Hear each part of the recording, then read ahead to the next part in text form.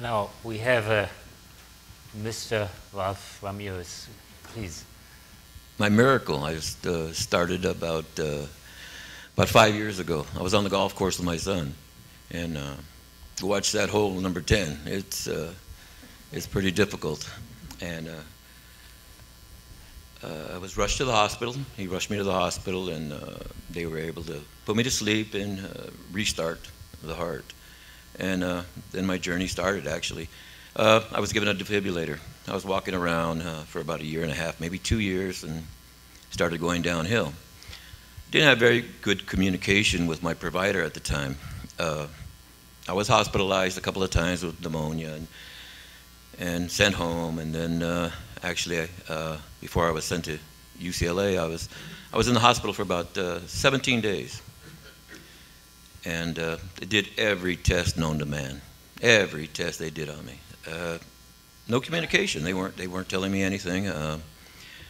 Till I was blown up. My legs were out of sight, and I was just full of water. I wasn't doing anything, and they told me, well, we can't do anything for you anymore. We're sending you home, either to go to hospice or palliative care.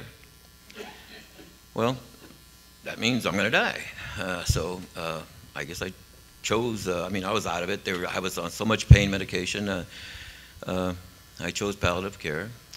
They told me, well, think of quality instead of quantity.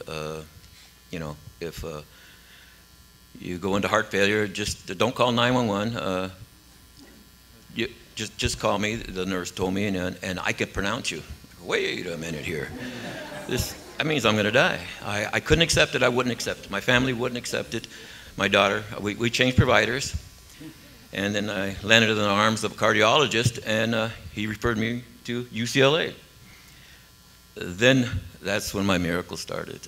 Came to UCLA, and everybody was very compassionate. I was informed. I was given my options, told about the risks, and by the way, I became very religious at that time. I was taking communion every day, and it was very scary. I was out of my mind with fear. But the nurses, the doctors, everybody, they were on my side, and they all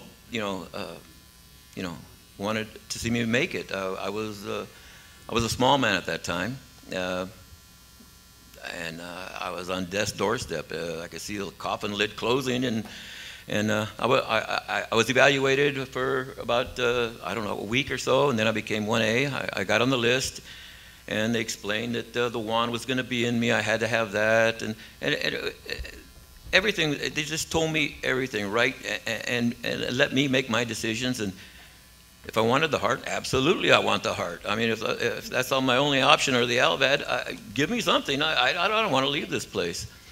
So for about 7 weeks, I was on the 7th floor, CCU, and everybody was taking care of me. Every night, I remember I would ask my nurses, sing me a song. I just wanted to relax, And one night, about 10 o'clock, they came in and started singing to me. They said, don't worry, be happy. So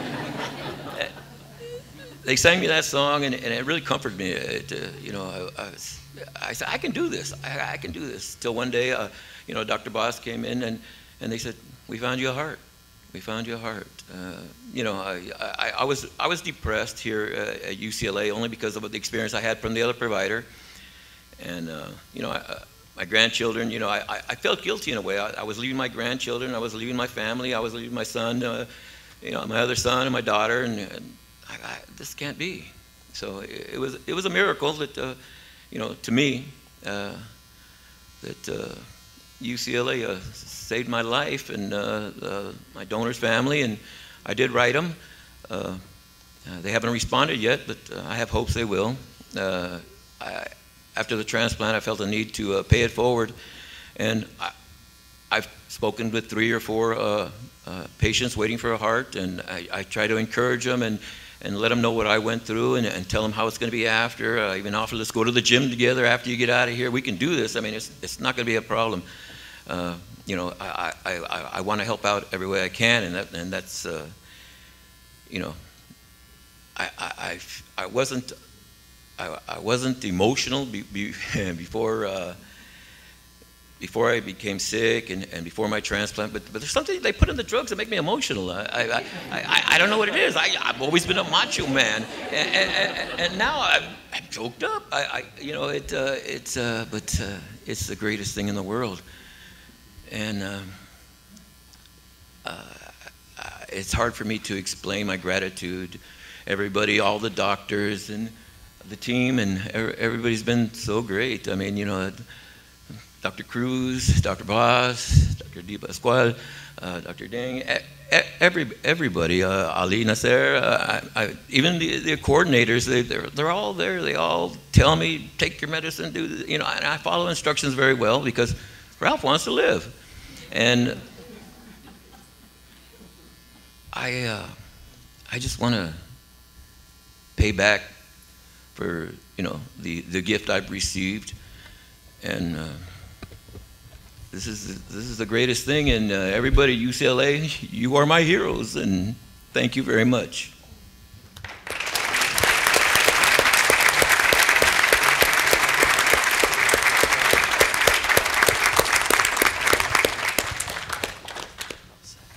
Paola and Xavier, do you have, from your perspective, something that...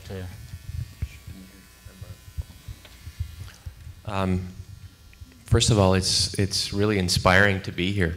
Thank you for inviting us to be here. Paola is a psychology intern with me at UCLA, and we're part of the folks that come in for the psychosocial assessments. We're neuropsychologists.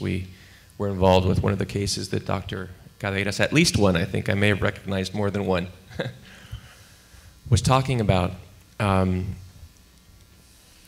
But I think it's so important that if we truly are adopting this patient-centered model and hearing all of these survivors, all of these patients, really just reminds me why I do what I do. If we really are adopting that model, I think we need to move beyond just being culturally sensitive, as Dr. Caregivers was saying, to truly being culturally responsive and responding to the individual needs of all of our patients. Because at UCLA, it's not good enough for us just to be good, as Martin said, but for us to be great. And I think that the inspiration that we see on this platform is what keeps us going and helps us to strive to be better doctors, to provide better care so that we can all be better human beings together. I look forward to working more closely with the transplant team now, because I can see that the little bit, in Spanish we say nuestro granito de sal, our little grain of salt that we're able to put really goes a long way and makes quite a difference. So I'm just very humbled to be here and to be part of such a wonderful team and such a wonderful shared experience. Thank you.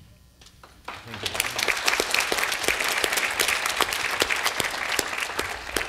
Ralph, you mentioned the sentence, I was given the options. And now I want to, at the end, ask for two things. First of all, the CTICU and the CCU team members, can you just stand up? I would like to see who is here. This is, I find it beautiful. Wow.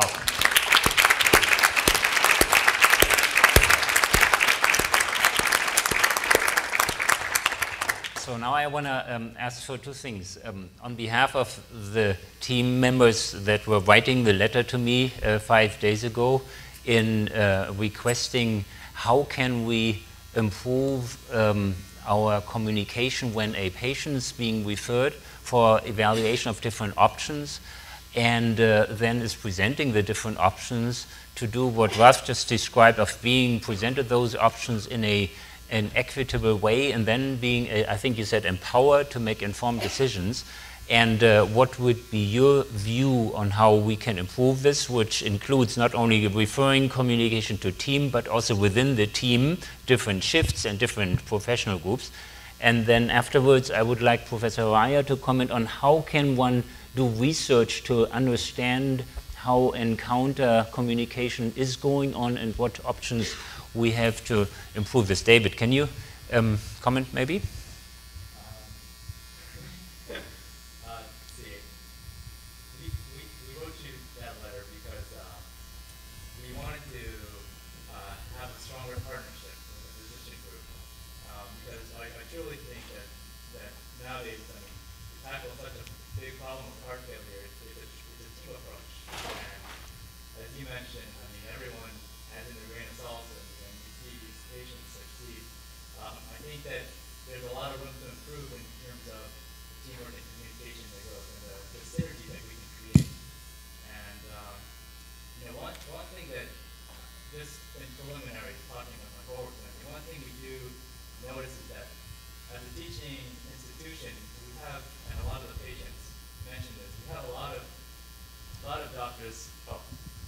Sorry, thank you.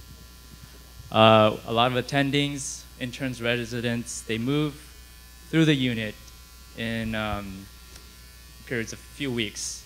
And there is some overlap, but I think that there is some room for improvement in terms of consistent care management, or I've noticed that sometimes when attendings shift or something, maybe some part of the strategy changes, and some of that communication gets lost in the process. And I was wondering if there's any way that we can improve that. I know that a lot of the other ICUs have an intensivist that's there all the time, or that's assigned to that unit, and CCU doesn't have such a position to hold down that consistent care. Is there any ideas that you have from your team's perspective that we can deal with this or improve this? Thank you. And before I answer, Henry, I would like for you to comment on that as well.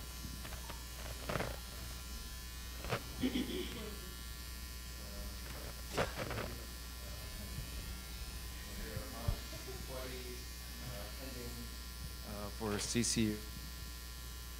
So there are about 20 attendings on CCU split among 104 weeks with 2 teams. We're hoping that that we'll have the the cardiomyopathy doctors work with us for all the cardiomyopathy patients, and so we'll have to work through that. It's not an easy question to answer on the spur of the moment. So we'll have to think about a better answer over the next couple of weeks to come up with a solution. Thank you. Yeah. Yeah.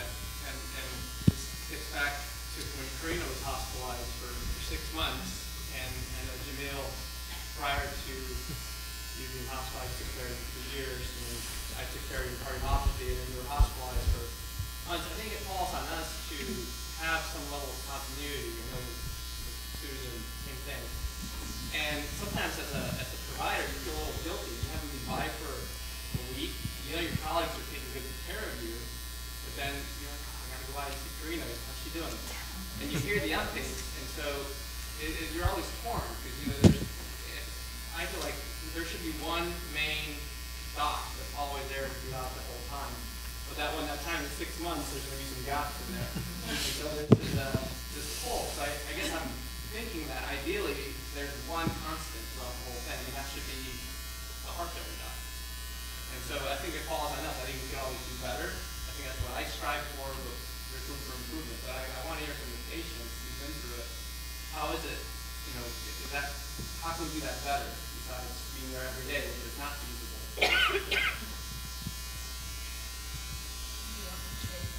I'm thinking of both of you because you were both. Yes, please say something, Ms. Williams. Well, it is hard.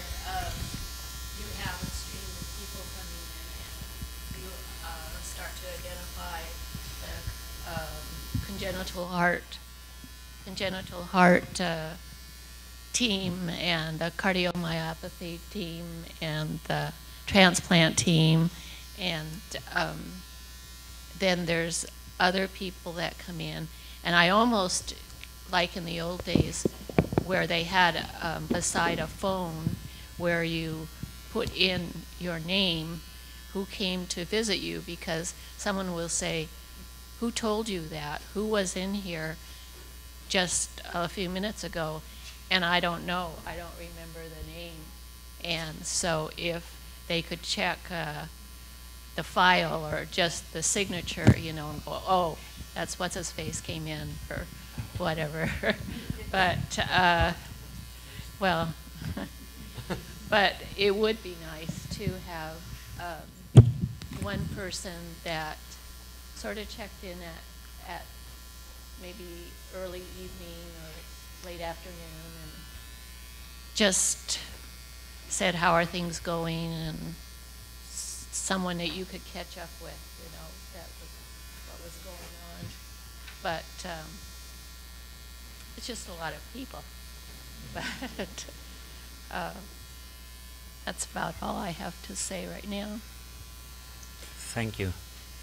Federica, from the perspective of School of Education and Medicine and Encounter Research, what is the perspective how to better understand how we communicate and how can we improve that?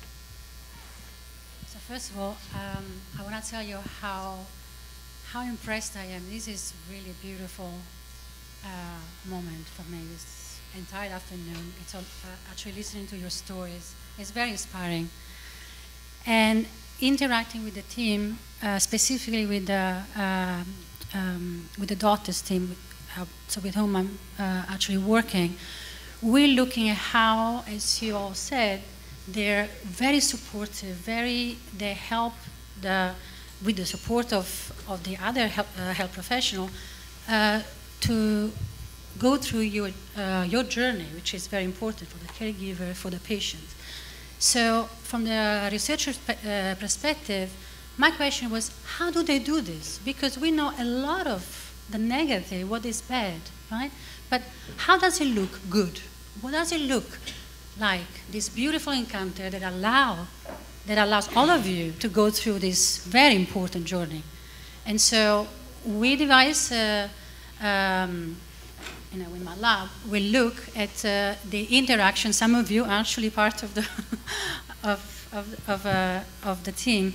How you interact with your patients, how the patients interact, and how you together build a relationship which is so supportive of your journey, all of you. So the research that we are actually conducting is highlighting what is happening, so that for other doctors it could be important to see how to improve healthcare. And I think that the team here that work together,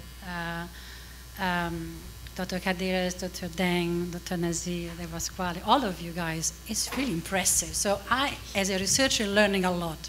And I hope that this can be actually used later for training purposes for junior doctors. Thank you.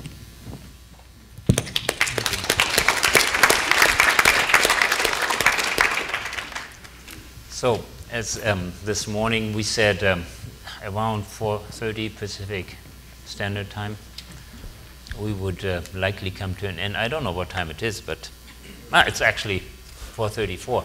So, is there anything that hasn't been said that is on anyone's mind that must be said and should be said right now? I also want to just point out that we have a whole row of COU nurses here who contribute greatly to the patient's care. Yes.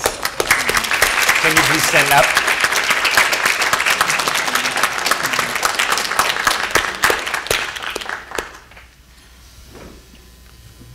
I just wanted to go back to what you said earlier about the importance of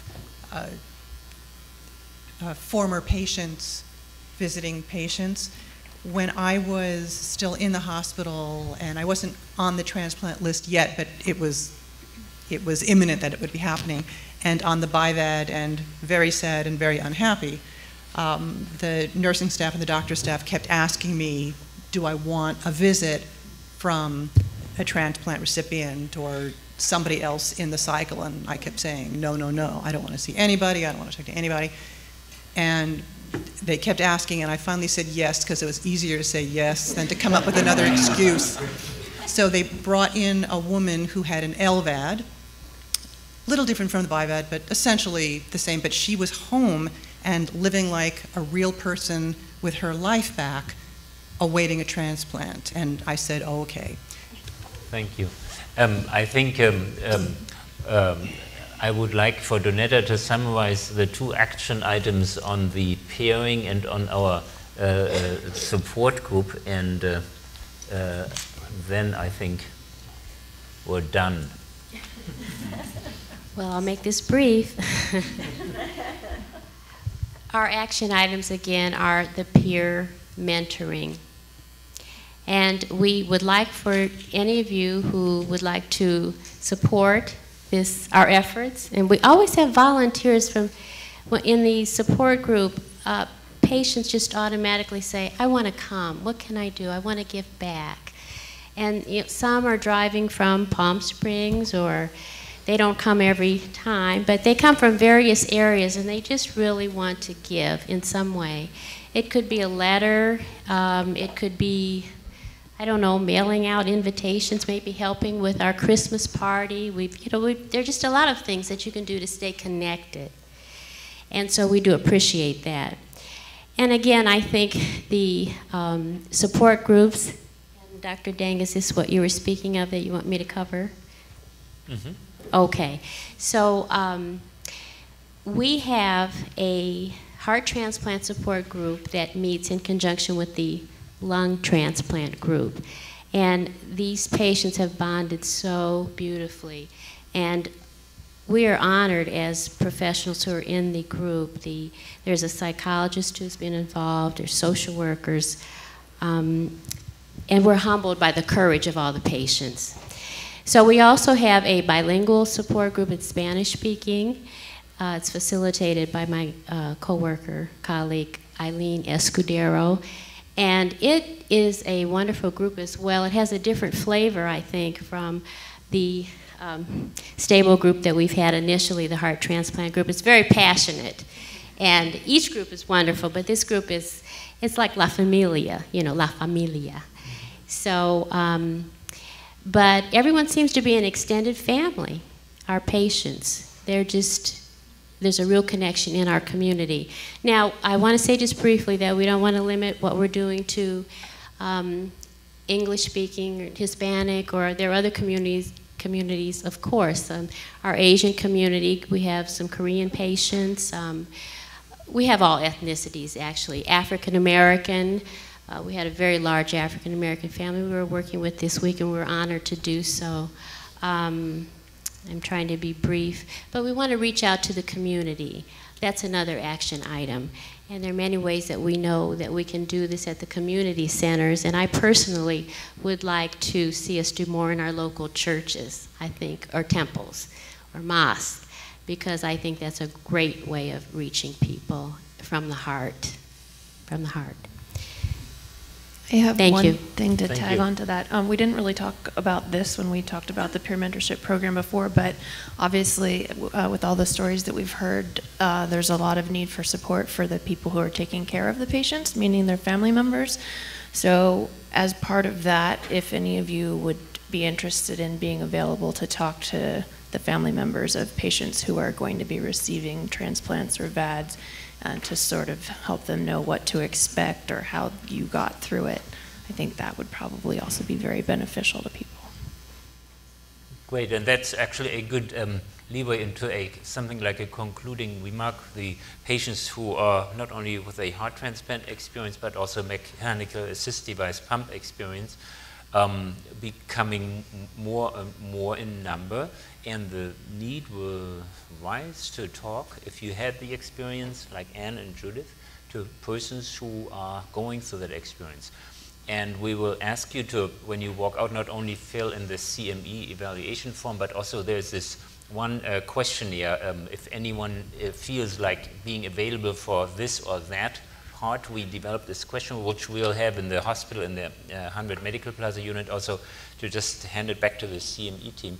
In this context, just in a preview for next year's third Heart Failure Symposium in May 2014, we have been initiating actually a Southern California Mechanical Support Roundtable, because we feel we, doing the implantation, evaluation, and surgery, need to prepare also the doctors in the region to share care for these patients. And we will be going to Hoag, we will go to Shenzo's Hospital in Orange County, to Arcadia, to Santa Barbara, to San Luis Obispo, with our patients who had the experience, and meet with local doctors. And this is going to be a subject in next year's Heart Failure Symposium, focus on the mechanical support, because it's going to be increasingly frequent. If no one else wants to say anything? I have two comments, actually, I'd like to make. One, it goes back to a question that was asked a long time ago by the woman who wanted to know, are there things that can be communicated to patients in a more opportune way or an opportune moment? I would suggest making sure that patients understand the side effects and the interactions of their various drugs. Once they go home. Yeah, once they go home. We found out a couple of things about prednisone when it was a little bit far down the trail. It would have been nice to know them a little bit earlier. I'm not saying that this is an error of omission, but I think this is something that people should be more aware of on your level. Secondly, I would like to speak in praise of all the nurses and all the technicians who are there all the time in the ICUs, in the various places where the patients are kept. The doctors are all wonderful, they're communicative, they're supportive, but at 3 a.m., when you're standing there and the only connection you have to the most important person in your life is a couple of green lines blipping across a monitor, and you begin to have some very strange thoughts and questions, it was those people I found who were very communicative, very supportive, and who really kept my spirits up, and I know when Judy was being worked on, kept her spirits up as well. So I thank all of you, and those were the people I found the continuity with.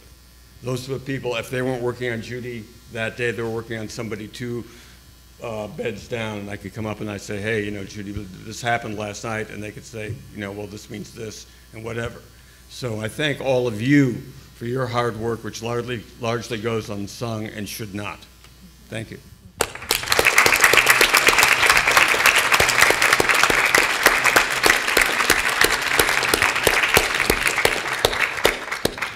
Now we come to the CTICU concluding remarks. I just wanted to say, from an ICU nurse's perspective especially, it is such an honor to see you guys come back well and happy.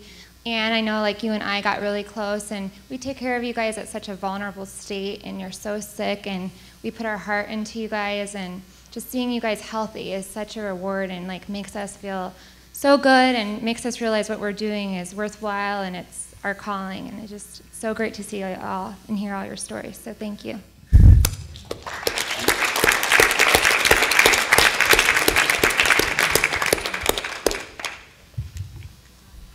So one last thing for me from what you just said, we feel your hearts. Thank you. That was beautiful.